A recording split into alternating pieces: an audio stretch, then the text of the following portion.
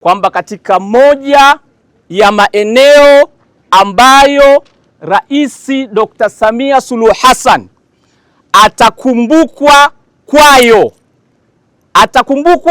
kwayo ni mageuzi makubwa katika sekta ya elimu.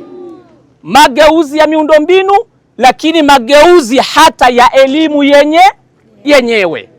Kwamba amefanya kazi kubwa kuhakikisha ninyi mnapata elimu iliyo bora. Ndio maana tunaanza lini ile? Simeshaanza elimu ile ya mtaala mpya ni mabadiliko ambayo yamekuja ndani ya kipindi cha Rais Samia, kwamba msome elimu ya msingi itakuwa ni mpaka kidato cha ngapi?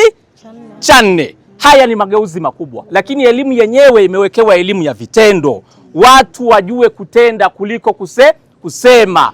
Kwa hiyo kama kuna kitu tunatakiwa wote wanafunzi, ukiwa na mama yako, ukiwa na mjomba, popote utakapokuwa, waambie bana, Rais Samia ametufanyia mambo makubwa kwenye sekta ya nini?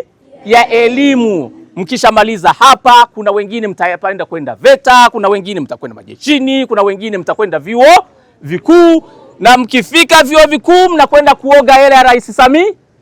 Anawajaza mapesa ya mikopo, mazingira mazuri, mayudo, mnayaona yale? Ndio. Hayo yote yanawasubiri. Hiyo ni kazi ya Rais Samia. Wanafunzi someni, Rais Samia anawapenda. Walimu tunawaombeni kokote mlipo, nanyi kama ambavyo mmeendelea kukibeba Chama cha Mapinduzi katika kuelimisha jamii yake, muendelee kwa kweli na moyo huo. Yako mengine ambayo pengine hayajafikia kiwango mnachodhani kitakiwa kiwa hivyo, lakini tukumbuke taifa letu ni taifa ambalo bado linaendelea. Hatujawa taifa tajiri kama Marekani, kama Warusi, hapana. Bado taifa letu kuna vitu ambavyo tunakwenda taratibu. Kwa hiyo walimu tunawaomba na tunawashukuru sana kwa namna ambavyo mmeendelea kujitoa kuwafundisha wanafunzi, hata inapokuwa kuna changamoto ambazo zinawahusu ninyi kwa maisha yenu binafsi, lakini bado mmeendelea kujitoa. Tunaomba CCM muendelee na moyo huo, elimisheni hao watoto.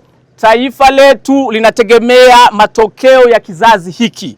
Tuko kwenye dunia inayoshindana, dunia inayohitaji maarifa makubwa, dunia inayohitaji wasomi wanaogundua, lakini dunia ambayo itakuja ni ya roboti na droni na nini na vitu vya sayansi za anga ya juu, ambayo hawa ndo baadaye wanatakiwa waibebe Tanzania kuiweka katika ramani ya dunia. Kazi hiyo, ndugu walimu, mnayo nyinyi na wanayo wanafunzi, lakini ndio kazi rasmi ambayo CCM inaifanya na imeahidi kwenye ilani ya 2020-2025, lakini kuelekea dira ya taifa ya 2050. Muwe na imani, Tanzania itakuwa kama Ulaya. Itakuwa kama nini? Ulaya. Yaliyomo kwenye dira yetu, yaliyomo kwenye ilani ya CCM, na nyie kwa sababu mnasoma vizuri, nchi yenu inakwenda kuwa nzuri. Ndio sio? Ndio. Msidanganywe na mtu. Rais Samia anawapenda, nchi yenu inawapenda. Nawashukuru sana wanafunzi, nawashukuru sana walimu.